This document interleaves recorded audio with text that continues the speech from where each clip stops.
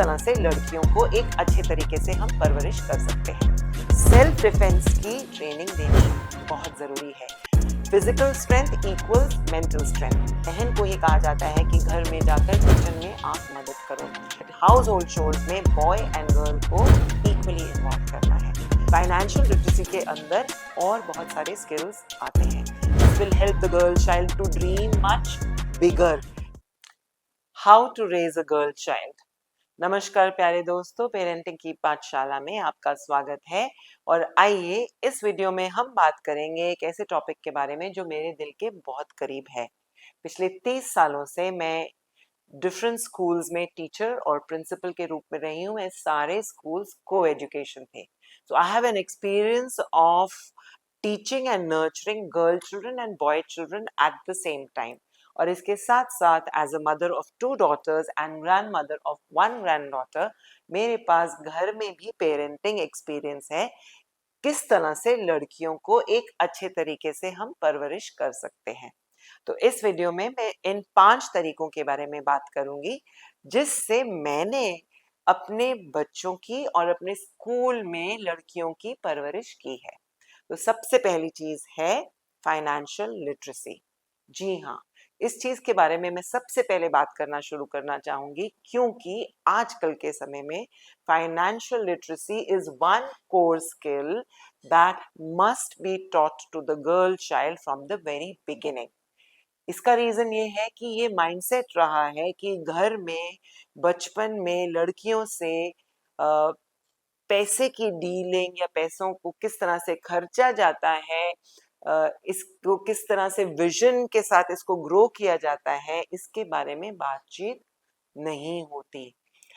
उनसे उनके साथ अगर हम फाइनेंशियल लिटरेसी की बात करते हैं तो इन अ वे हाउस मैनेजमेंट या किचन के खर्चे चलाने तक का ही उनको एक्सपोजर रहता है। So this is a very very narrowed vision of financial literacy. Financial literacy के अंदर और बहुत सारे स्किल्स आते हैं। सिंस द चाइल्डहुड आप बच्चों को छोटी सी पॉकेट मनी के साथ शुरुआत कर सकते हैं एंड उस पॉकेट मनी से उनके साथ आप बात कर सकते हैं खर्चा कैसे करना है, सेव कैसे करना है, मनी को ग्रो कैसे करना है। ये छोटी छोटी स्किल्स से धीरे धीरे लड़कियां भी सीख जाएंगी how to manage the money at home. इसके साथ साथ बच्चों को स्पेशली लड़कियों को बैंक लेके जाना अपने साथ बहुत जरूरी है so that they start getting insights and the skill to manage money since childhood and it becomes a natural habit with them. इससे लड़कियों को स्ट्रेंथ मिलेगी and they will feel smarter and more aware as they grow up. दूसरी चीज self defence. लड़कियों को खास तौर पर सेल्फ डिफेंस के टेक्निक सिखाना बहुत जरूरी है। Physical strength equals mental strength.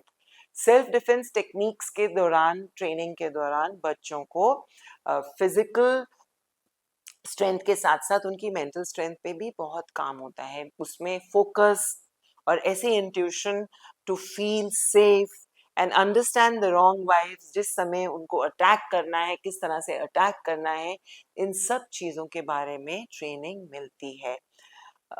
Mindset ये रहा है लड़कियों में कि अगर रात के आप अंधेरे में जाओ तो डर जाओ, या अगर आप किसी पब्लिक प्लेस पर हो तो अगर आपको ज़्यादा मेल अटेंशन मिले तो आप डर जाओ। मतलब ये डरने वाले इंस्टिंक्ट को निकाल कर लड़कियों के अंदर सेल्फ डिफेंस की ट्रेनिंग देनी बहुत जरूरी है। सेल्फ डिफेंस का मतलब ये नहीं होता कि फाइटिंग। सेल्फ डिफेंस का मतलब होता है अपने आप को प्रोटेक्ट करना। तो उसके अंदर yes of course some skills of fighting back are there, but also with that the intuition to keep yourself in a safe place is equally important. अब हम बात करते हैं तीसरी स्किल की। द थर्ड स्किल इज घर में जब आप हाउस होल्ड चोर्स की बात कर रहे हैं, if you have a girl child and a boy child, घर के हाउस होल्ड चोर्स में आप उनको इक्वली इन्वॉल्व कीजिए। मैंने देखा है स्कूल में भी कि अक्सर ऐसा होता है 2 भाई बहन के बीच में बहन को ही कहा जाता है कि घर में जाकर किचन में आप मदद करो। यहाँ से क्या हो रहा है कि हम बचपन से ही वो सीड बच्ची में डाल दे रहे हैं, and we are limiting the girl's ability to dream big. And uh, this is not to say कि kitchen and household chores में कुछ ड्रीमिंग बिग की कैपेबिलिटी नहीं हो सकती लड़कियों में, but if they are going in the kitchen to help, only the girl child is helping and the boy child is kept out of the kitchen, तो हम पुराने ट्रेडिशनल माइंडसेट को ही आगे प्रमोट कर रहे हैं. Instead, involving both the sexes, meaning the boy and the girl in the kitchen और other chores at home, से दोनों की ही स्किल इक्वली बिल्ड होगी. एंड बड़े होकर let the girl choose, because अगर हम this will also help the girl child to expand her vision. This will help the girl child to dream much bigger, and career choice करने में big dreams की बहुत बड़ा role होता है. So my take on this is that household chores में boy and girl को equally involve करना है. और यहाँ से निकल कर आता है concept of equity and not equality. ये सब करते करते ये नहीं हम कह रहे कि girl and boy are equal.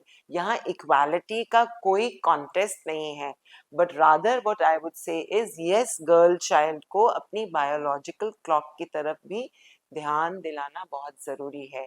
इस चीज की अवेयरनेस लड़कियों में कि यस, कल बायोलॉजिकली नेचुरली सिर्फ आप ही में एबिलिटी है to bear the child in your body. So there are certain things, जब व्हेन आजकल के टाइम में when girls are getting very very career oriented, it takes them a long time to accept their state of pregnancy.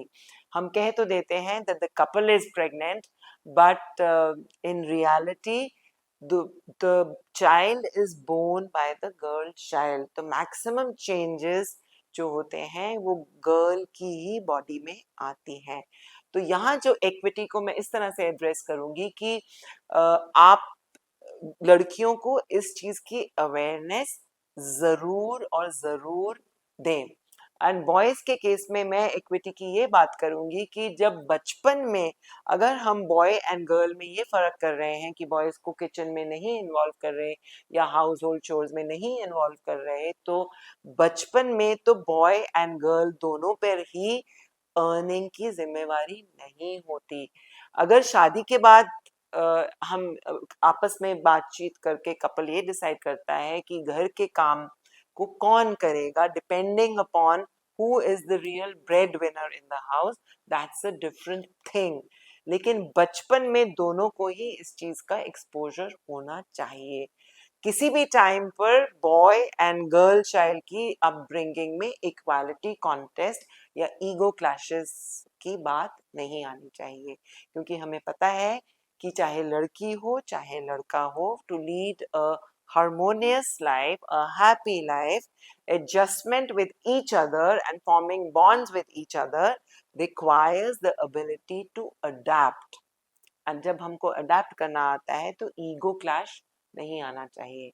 So raise a girl child keeping these 5 principles in your mind, and you will find automatically हमारे कुछ traditional old mindsets भी crossover हो जाएंगे, and the girl will grow to be a stronger, happier and a more resilient human being, जो अपनी life में किसी भी चैलेंज को फेस कर चुकेगी, and कदम से कदम मिलाकर she will be able to choose the right path for herself.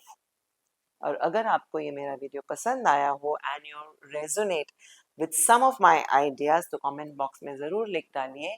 और उसमें अगर आपको कोई मेरा आइडिया ना भी पसंद आया हो तो उसके बारे में भी लिखिए, because the conversation must continue. Because rearing a strong and a healthy girl child is a responsibility that we share across society as a whole. Thank you for watching.